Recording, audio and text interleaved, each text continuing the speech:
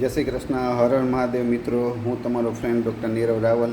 આજે આપણે એક ટૉપિક વિશે વાત કરવાની છે, કબજિયાત, જેને ઇંગ્લિશમાં કોન્સ્ટિપેશન કહેવાય, સાયન્સની ભાષામાં કબજિયાત એ શું છે એના વિશે જાણીએ. તો કબજિયાત એમ આંતરડામાં જામતો મળ, જે આપણે જમીએ છીએ એને મળ કહેવાય છે. જમીએ છીએ એ જઠરમાં જાય, જઠરમાંથી પચી અને જે વધુ ઘટ્યું હોય એ મોટા આંતરડામાં જાય. મોટા આંતરડામાંથી આપણે વધે એને મળ કહેવાય. મળને શુદ્ધ ગુજરાતીમાં કહેવાય તો સંડાસ, જેને સંડાસ ના જવું પડે કબજિયાત એટલે સંડાસ એકાએક બે ત્રણ દિવસે એક વખત જવું પડે, કે એક વખત ગયા પછી ચોખ્ખું સાફ ના આવ્યું હોય, એમ થાય કે જવું જ પડશે ને ઉતરતું ના, એને કબજિયાત કહેવાય.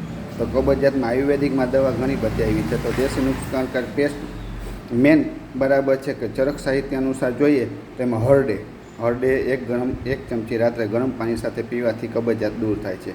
બીજું છે ઈસબગુલને પણ એક ચમચી પાણી સાથે પીવાથી કબજિયાતને દૂર થાય છે.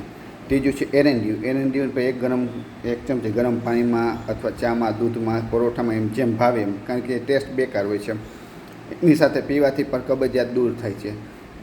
પછી ઘણી એવી બધી એલોપેથિકમાં દવા છે, ગલ્કોલેક્સ આ છે, સપોઝેટરી એનીમાં મૂકે છે, બરાબર. આમાં નેચરોપેથીમાં આવ્યો તો અમે એનીમાં મૂકે છે. પોઠું દ્વારા ગરમ પાણીમાં નમક નાખીને મૂકવાથી એનીમાં કહેવાય છે, એના દ્વારા સાફ કરવામાં આવે છે, બરાબર. આપણી સાદી ભાષામાં એ અનુસાર આવે છે.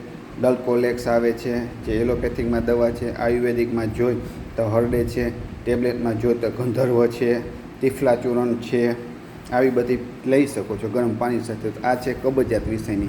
છતાં બીજા કોઈ પ્રશ્ન હોય તો મિત્રો મને કમેન્ટ કરજો, મને લાઈક કરજો, શેર કરજો, બરાબર. મને સબસ્ક્રાઈબ કરજો મારી ચેનલને. અને બીજા કોઈ પણ પ્રશ્ન તમને લાગતા હોય તો મને કમેન્ટ કરીને જણાવજો. Thank you.